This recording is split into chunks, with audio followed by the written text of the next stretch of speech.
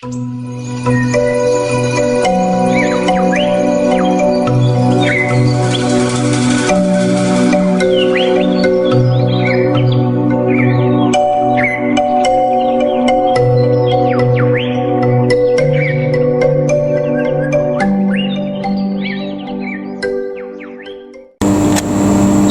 yang terkasih, pada hari ini Senin 12 Oktober 2020, kita sebagai gereja yang dewasa, gereja Kristen Jalan Juwiri, telah genap berusia 9 tahun. Dan kita akan bersama-sama pada saat hari ini bersyukur kepada Tuhan di dalam ibadah kita. Dan marilah kita memasuki ibadah syukur kita berkenaan dengan hari ulang tahun gereja kita, GKJ Juwiri yang ke-9, dengan bersaat teduh.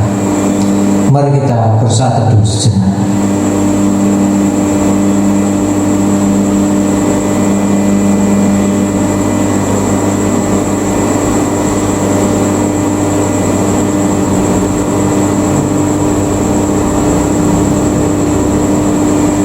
Saudaraku, marilah kita bangkit berdiri. Kita memuji Tuhan, kita memuliakan nama Tuhan dengan Kidung Jemaat 14 bait 1 dan 2. Muliakanlah Tuhan Allah.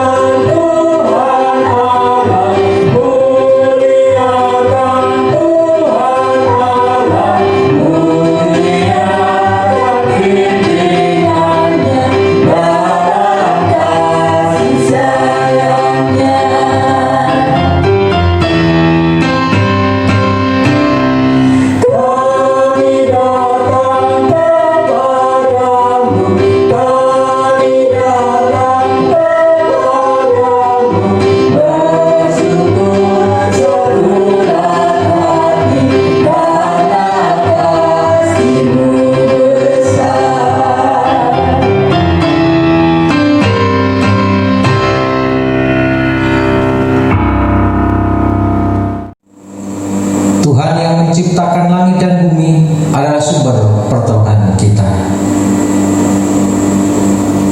Kasih karunia dan damai sejahtera dari Allah Bapa kita dan Tuhan Yesus Kristus ada pada saudara sekalian. Amin. Jemaat dipersilakan untuk duduk kembali. Dan saat ini saudara, kita akan menerima sapaan Tuhan di dalam firman-Nya yang terambil dari Efesus 4 ayat 15 dan 16, yang demikian firman Tuhan. Tetapi dengan teguh berpegang kepada kebenaran di dalam kasih, kita bertumbuh di dalam segala hal ke arah Dia, Kristus yang adalah kepala. Daripadanya lah seluruh tubuh yang rapi tersusun dan diikat menjadi satu oleh pelayanan semua bagiannya, sesuai dengan kadar pekerjaan tiap-tiap anggota, menerima pertumbuhannya dan membangun dirinya dalam kasih.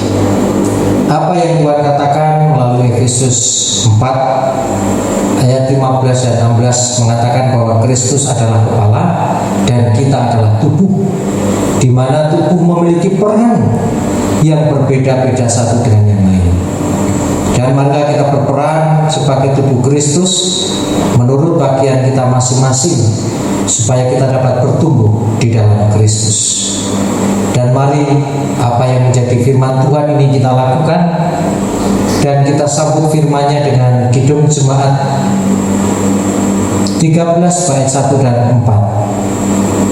Allah Bapa, Tuhan.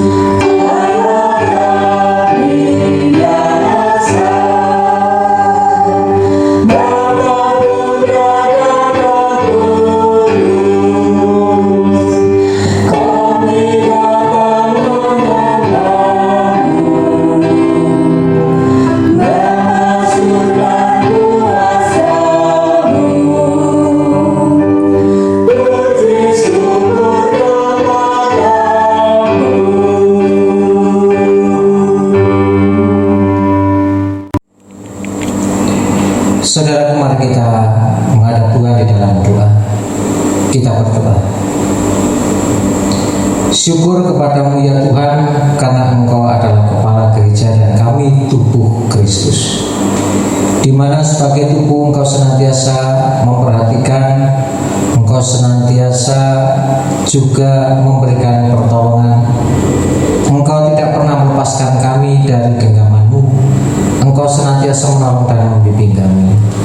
Dan kami mengucap syukur akan hal itu, mengucap syukur akan kasih-Mu kepada kami. Dan kami menyadari bahwa sepanjang hidup kami penuh dengan dosa. Ampunkanlah kiranya dan mampukan kami hidup seturut kehendak-Mu.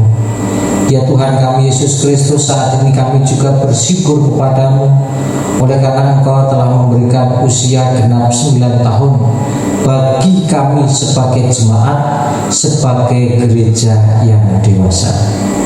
9 tahun kami lalui, dan dalam 9 tahun itu pun Engkau bersama dengan kami, dan kami yakin juga bahwa di tahun-tahun yang akan datang, ketika kami menapaki hari-hari kami, Engkau beserta dengan kami.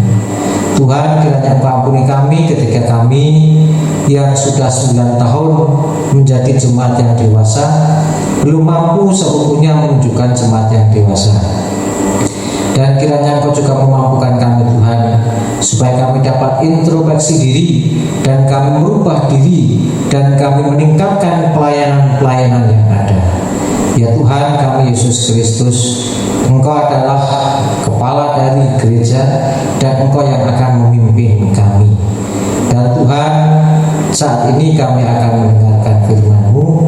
Tuhan, berfirmanlah bagi kami, supaya firman-Mu ini dapat menjadikan kami dekat kepadamu, dan semakin kami bertumbuh di dalam Kristus. Di dalam kasih Kristus kami berdoa. Amin. Saudara, mari kita mendengarkan firman Tuhan yang terambil dari Markus 1 ayat 16 sampai dengan 20 yang demikian. Yesus memanggil murid-murid yang pertama. Ketika Yesus sedang berjalan menyusur Danau Galilea, Ia melihat Simon dan Andreas, saudara Simon. Mereka sedang menebarkan jala di danau, sebab mereka penjala ikan. Yesus berkata kepada mereka, "Mari ikutlah aku, dan kamu akan kujadikan penjala manusia." Lalu mereka pun segera meninggalkan jalannya dan mengikuti Dia. Dan setelah Yesus meneruskan perjalanannya sedikit lagi, dilihatnya Yakobus anak Zebedeus dan Yohanes saudaranya sedang membereskan jalan di dalam perahu. Yesus segera memanggil mereka dan mereka meninggalkan ayahnya Zebedeus di dalam perahu bersama orang-orang rupanya, lalu mengikuti Dia. Demikian saudara apa yang menjadi firman Tuhan yang akan kita renungkan bersama-sama.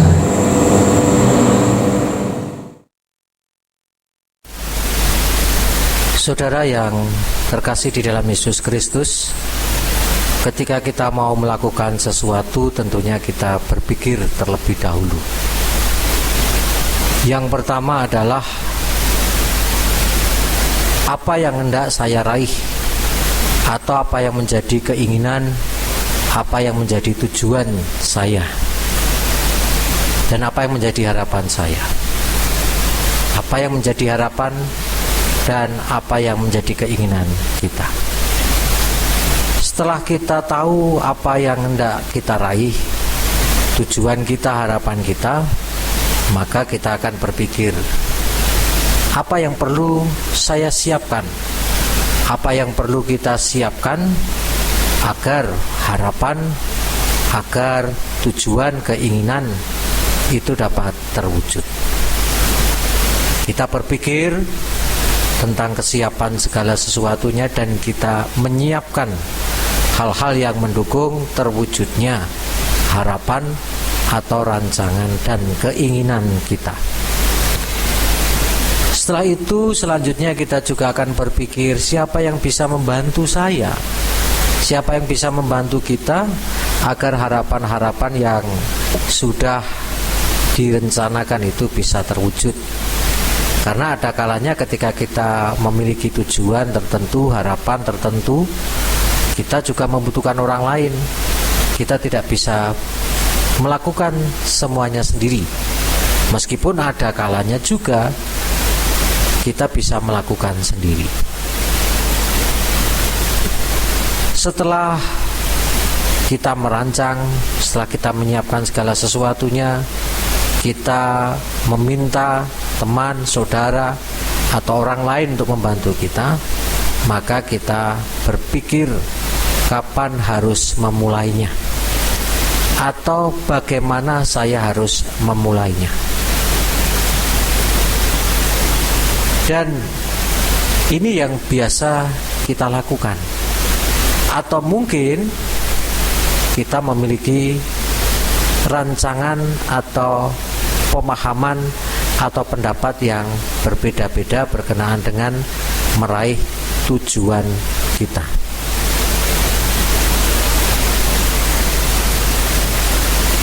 Nah, saudaraku, kita saat ini akan melihat bagaimana tahapan-tahapan penyelamatan Allah atas manusia yang berdosa. Yang pertama adalah siapa yang diselamatkan. Tentunya yang diselamatkan adalah semua manusia. Mengapa semua manusia diselamatkan? Atau mengapa Tuhan perlu menyelamatkan manusia? Karena dengan kekuatan, dengan kemampuannya sendiri, manusia tidak dapat melepaskan diri dari dosa. Oleh sebab itu,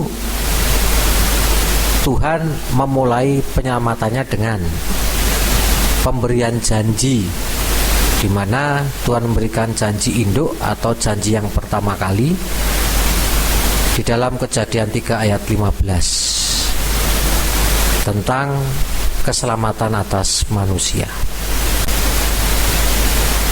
Bukan hanya sekali Tuhan memberikan janji, tetapi janjinya diulang-ulang melalui perantaraan para nabi.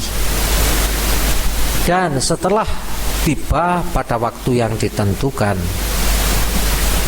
Tuhan melaksanakan janji atau menggenapi janji keselamatannya atas manusia yang dimulai dengan kelahirannya di dunia, dimulai dengan berbagai macam persiapan yang dilakukan, puasa, dibaptis, sampai pada pemanggilan para murid. Di sini Tuhan tidak hanya bekerja sendiri, tetapi melibatkan manusia dengan pemanggilan para murid. Yang menjadi pertanyaan, apakah Tuhan tidak mampu melaksanakan karya penyelamatannya sendiri? Tentu saja mampu, karena Tuhan adalah Allah yang penuh kuasa dan kuasanya tiada batasnya, sehingga sendiri pun Tuhan mampu. Namun mengapa kok Tuhan melibatkan manusia di dalam karya penyelamatannya? Terkhusus memanggil para murid untuk ikut dalam karya penyelamatannya. Maksud dari pemanggilan para murid adalah Tuhan tidak menekankan atau menegaskan bahwa setiap orang percaya terlibat dalam karya penyelamatan Allah. Dan dalam bacaan kita membaca Tuhan Yesus memanggil para murid yang pertama kalinya ketika mereka sedang dalam pekerjaannya, yaitu menjala ikan. Dari pemanggilan para murid ini tidak menegaskan kalau Tuhan itu tidak mampu. Namun Tuhan memanggil orang-orang untuk terlibat dalam karya penyelamatan Allah.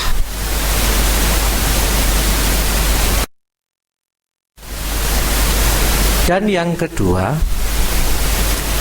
ketika Tuhan Yesus memanggil para murid, itu tidak hanya satu orang saja, namun 12 orang, tetapi juga lebih dari 12. Karena Tuhan menghendaki bahwa setiap orang percaya harus saling bekerja sama dalam melanjutkan karya penyelamatan Allah. Karya penyelamatan Allah itu adalah di mana Tuhan menyelamatkan manusia dari dosa, mengangkat manusia dari dosa dengan sengsara mati di kayu salib dan bangkit. Dan selanjutnya dia naik ke surga. Nah, ketika Tuhan Yesus sudah naik ke surga, karya penyelamatan ini harus dilanjutkan. Bahwa setiap orang yang percaya, yang menjadi pengikut Kristus, harus mewartakan keselamatan itu kepada semua orang. Kemampuan manusia terbatas, cara pikir dan segalanya terbatas. Oleh sebab itu dibutuhkan saling bekerja sama untuk melanjutkan karya penyelamatan Allah. Supaya dengan saling bekerja sama, saling membantu, dapat saling menopang, saling menguatkan, saling melengkapi di dalam melanjutkan karya penyelamatan Allah. Jadi setiap orang percaya wajib bekerja sama, bergandeng tangan untuk melanjutkan karya penyelamatan Allah. Bukan berarti disalib, bukan berarti harus sengsara seperti Yesus, tapi mewartakan secara bersama-sama dengan bergandeng tangan, dengan saling mendukung, saling menopang satu dengan yang lain untuk melanjutkan karya penyelamatan Allah.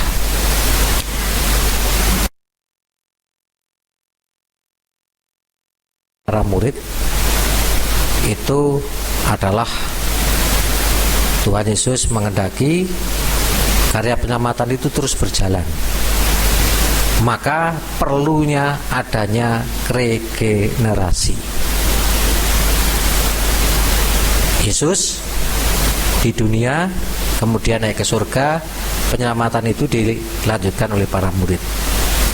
Dan para murid juga memiliki murid-muridnya masing-masing yang mereka juga harus melakukan hal yang sama, melanjutkan karya penyelamatan Allah, termasuk dengan kita saat ini. Jadi para murid dipanggil untuk melanjutkan, para murid memiliki murid mendidik, mengarahkan, membimbing para murid-muridnya untuk melakukan karya penyelamatan Allah. Bahkan sampai sekarang kita juga diimbau demikian. Kita senantiasa diingatkan.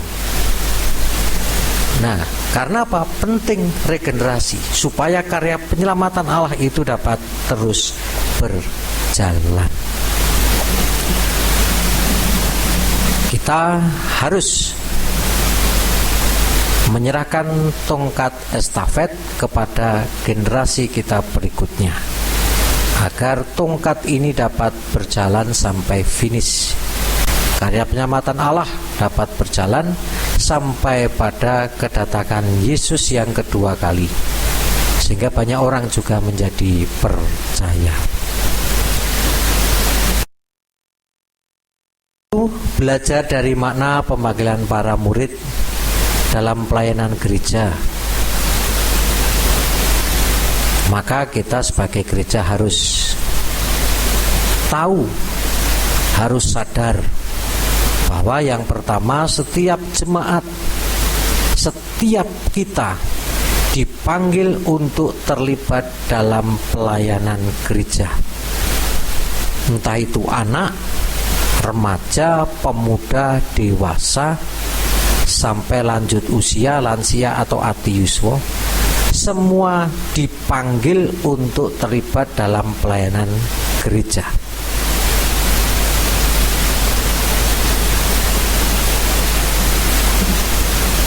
Nah, di dalam kita terlibat di dalam pelayanan gereja,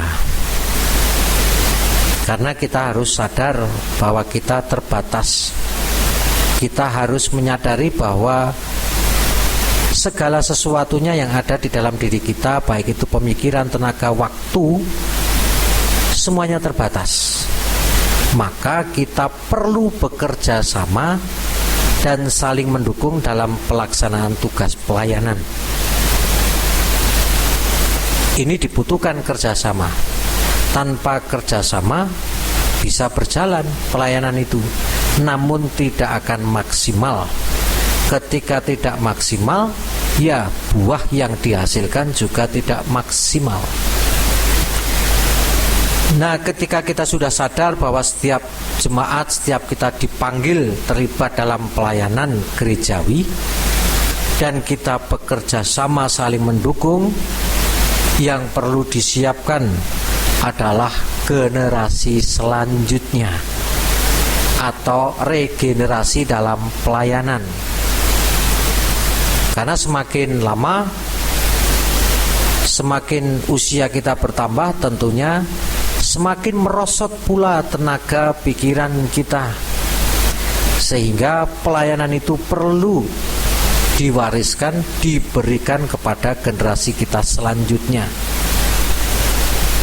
Nah, dengan kita sadar bahwa kita terlibat dalam pelayanan, baik dari anak sampai lanjut usia, dan ketika kita mau bekerja sama mendukung satu dengan yang lain, dan kita melakukan regenerasi dalam pelayanan, maka pelayanan gerejawi, pelayanan yang ada di gereja, khususnya di gereja kita, Gereja Kristen Jawa Njiwiring, itu akan terus berjalan. Dengan berjalannya pelayanan yang ada, tentunya gereja kita akan semakin bertumbuh di dalam Kristus. Kita akan menghasilkan buah-buah yang baik. Bahkan iman kita bersama di dalam persekutuan kita dan iman kita pribadi lepas pribadi dapat bertumbuh secara bersama-sama. Nah, saudaraku, pada 12 Oktober 2011 yang lalu, tepatnya 9 tahun yang lalu, Gereja Kristen Jawa Njiwiring telah menjadi gereja yang dewasa. Yang sebelumnya gereja kita menjadi pepantan dari Gereja Kristen Jawa Delanggu. Dan tepat pada hari ini 12 Oktober 2020 kita menginjak usia yang 9 tahun. Sudah 9 tahun lamanya kita menjadi gereja yang dewasa. Nah, kita akan melihat bagaimana proses pendewasaan dengan foto-foto yang saya temukan di komputer gereja. Ya, hanya beberapa yang bisa disajikan. Nah, ini adalah background dari mimbar. Di situ ditulis pendewasaan GKJ Njiwiring dan pentabisan pendeta. Ada tanggalnya, Njiwiring 12 Oktober 2011. Nah, ini foto ini diambil ketika persiapan menjelang proses pendewasaan GKJ Njiwiring. Nah, ini ada beberapa foto, ada 9 foto. Yang pertama itu adalah foto yang pertama. Ada barisan pendeta di sana. Ini adalah ketika memulai prosesi ibadah. Kemudian ada yang berdiri di yang foto yang kedua, ke arah itu ada Bapak Ibu majelis yang diteguhkan, ada jemaat, ada among tamu, ada juga para pemuda yang dilibatkan dalam prosesi pendewasaan. Ada muspika, tamu undangan, dan yang lainnya. Kita kilas balik pada 9 tahun yang lalu, pada 12 Oktober 2011. Ini adalah momen bersejarah bagi kita, momen yang harusnya mengingatkan kita selaku gereja yang sudah dewasa, terlebih yang saat ini sudah menginjak usia 9 tahun. Perlu kita ingat supaya ini memotivasi diri kita untuk terus berkarya, untuk terus berpelayanan.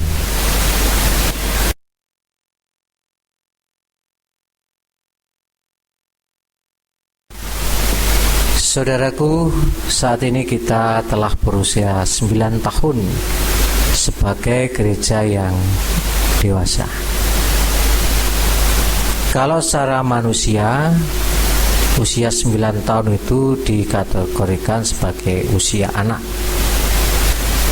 di mana anak yang berusia 9 tahun memiliki ciri-ciri pertumbuhan fisik semakin kuat, ya. Jadi fisiknya semakin kuat, daya tahan tubuhnya semakin baik, ya. Pergantian gigi susu, ada juga tulang semakin kuat, otot semakin kuat. Kemudian dia cukup aktif dan energik. Dia memiliki tenaga yang luar biasa dan aktif, memiliki keinginan tahuan yang besar. Habis melakukan aktivitas ini, dia berganti aktivitas yang lain, sehingga dia sangat aktif, dikenal sangat aktif dan energik. Lebih mandiri, sudah bisa mandi sendiri, ganti baju sendiri, juga setelah makan cuci piring sendiri, dan lain sebagainya. Dia bisa melakukan berbagai macam aktivitas sendiri tanpa dibantu oleh orang tua. Kemudian anak yang usia 9 tahun juga cenderung untuk belajar berteman lebih dekat. Dia belajar untuk berteman tidak hanya 1-2 orang, tapi banyak teman, menjalin relasi yang lebih dekat, yang lebih luas. Dan dia sangat kreatif, melihat segala sesuatu. Misalnya, ya kalau sekarang katakanlah melihat YouTube, membuat keterampilan dari berbagai macam bahan-bahan, kemudian dia mempraktekkan. Nah, kita sebagai gereja yang dewasa, kita saat ini berusia 9 tahun. Apa saja yang telah kita raih? Pertumbuhan fisik semakin kuat, ya. Renovasi di gereja, di wilayah-wilayah dilakukan, pembelian alat musik, pembelian sarana prasarana pelayanan yang lain. Terlebih di masa pandemi ini, membeli perangkat untuk merekam, handycam, dan komputer untuk editing, dan juga sarana prasarana yang lain. Jemaat juga cukup aktif dan energik, terbukti dengan keaktifan dan tiada lelah di dalam melayani. Termasuk juga di dalam masa pandemi ini ada jemaat-jemaat yang bersedia menjadi PPC organis dan cukup aktif juga dalam pelayanan-pelayanan yang lain jika dibutuhkan. Kita sebagai gereja yang dewasa juga lebih mandiri, bisa mengatur diri kita sendiri dengan berbagai macam kebijakan yang mengaca pada tata gereja, tata laksana, terlebih Alkitab, termasuk juga mengatur secara keuangan kebutuhan sendiri. Kita sebagai gereja yang mandiri, dewasa yang sudah 9 tahun juga melebarkan sayap dalam menjalin relasi, baik itu antar GKJ, antar gereja, ataupun dengan lembaga-lembaga yang lainnya. Bahkan kita melakukan kegiatan-kegiatan kebersamaan dan cukup kreatif, di mana kreativitas itu muncul di dalam pelayanan-pelayanan dan banyak hal yang sudah kita kerjakan. Namun apakah kita cukup puas dengan hasil kita saat ini? Tentunya tidak. Kita harus terus bertumbuh, kita terus harus bersemangat di dalam melayani Tuhan, karena kita melayani bukan hanya tanggung jawab 1-2 orang atau 3 orang, tapi semuanya. Setiap jemaat dipanggil untuk melayani, setiap jemaat harus terlibat aktif dalam pelayanan. Dan di usia 9 tahun ini sudah banyak hal kita raih. Itu bukan karena dia seseorang, bukan karena saya juga perorangan, namun karena kita bisa sampai di usia 9 tahun ini dengan berbagai macam hal yang telah kita gapai. Itu karena kita semua. Oleh sebab itu, ya teruslah untuk melayani, bekerja sama, dan kita terus menerus untuk melakukan regenerasi supaya pelayanan terus berjalan, pelayanan menjadi jauh lebih baik dari hari yang lalu.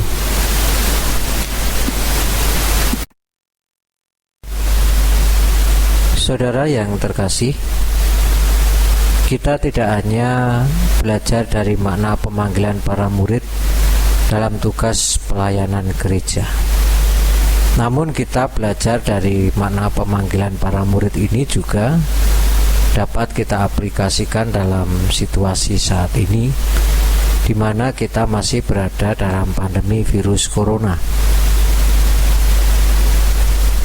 Belajar dari pemanggilan para murid dalam situasi saat ini, maka kita dipanggil untuk terlibat di dalam penanganan virus corona ini. Karena pandemi ini bukan masalah bagi tenaga medis saja, pemerintah, ataupun tim ahli virus. Namun pandemi ini adalah masalah bagi kita semua, sehingga kita dipanggil untuk bersama-sama bergandeng tangan saling menopang di dalam kita bersama-sama keluar dari pandemi ini. Dan kita harus saling bekerja sama dengan baik. Tim medis ataupun tenaga kesehatan memiliki tugas, yaitu merawat para pasien. Pemerintah berupaya dengan sekuat tenaga untuk mengatasi masalah ini dengan berbagai macam hal, protokol kesehatan, himbauan. Tim ahli virus berusaha untuk menemukan vaksin. Lalu bagaimana dengan kita? Kita pun juga memiliki tanggung jawab yang sama, dan mari kita melakukan bagian kita, yaitu melaksanakan protokol kesehatan, mengindahkan himbauan yang ada, dan berupaya bersama supaya virus ini tidak semakin menyebar.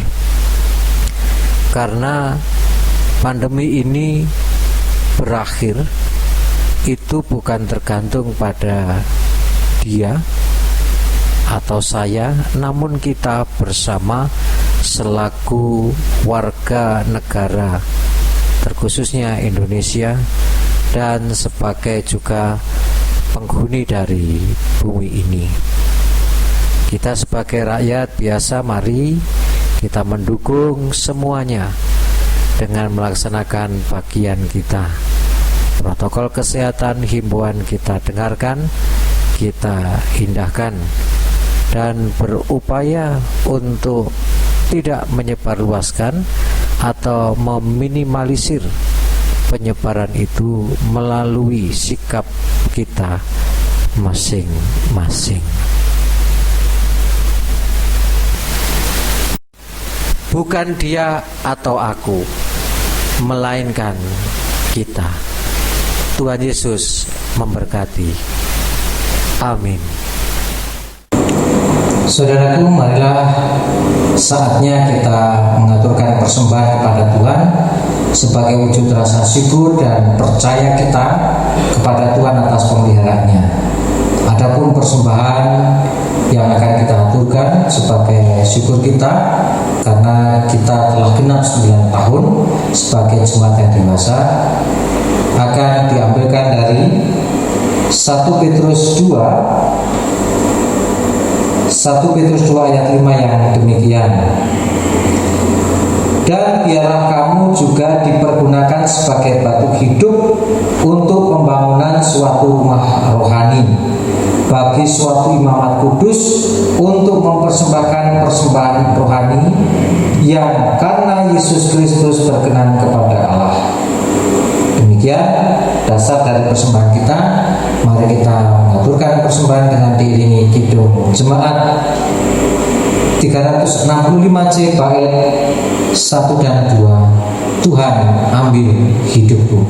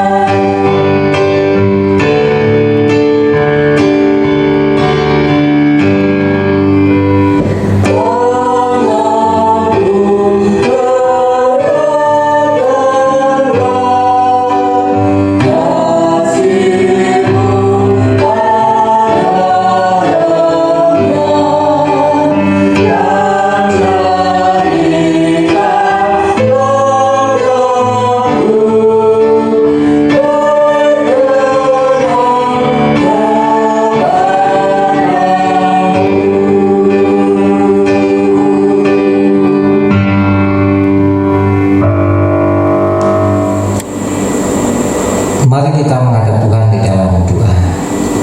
Tuhan, kami bersyukur kepadamu karena Engkau telah memberi firman yang memberikan petunjuk, memberikan bimbingan kepada kami bagaimana kami menjadi gereja yang dewasa, jemaat yang dewasa, terlebih yang saat ini menginjak usia 9 tahun. 9 tahun lamanya Engkau bersama kami dan kami mengucap syukur. Dan untuk langkah-langkah selanjutnya, biarlah firman Tuhan ini menjadi dasar bagi kami, di mana kami harus bekerja bersama, melayani bersama, karena bukan karena dia atau saya, melainkan kita. Bukan karena perorangan, bukan karena saya pribadi, namun kami semua bertanggung jawab untuk kelangsungan kehidupan gereja, untuk bertumbuh bersama. Tuhan tolong supaya kami dimampukan untuk melakukan firman-Mu. Dan saat ini kami bersyukur atas persembahan yang Tuhan berikan kepada kami. Terimalah syukur kami ini dan mampukan kami persembahkan tubuh kami, mempersembahkan kehidupan kami untuk kemuliaan nama-Mu, untuk pelayanan-pelayanan yang ada. Di dalam kasih Kristus kami serahkan persembahan ini, dan kami mohon bimbingan penyertaan Tuhan ketika kami akan melanjutkan aktivitas kami di sisa hari ini. Di dalam kasih Kristus kami berdoa. Amin.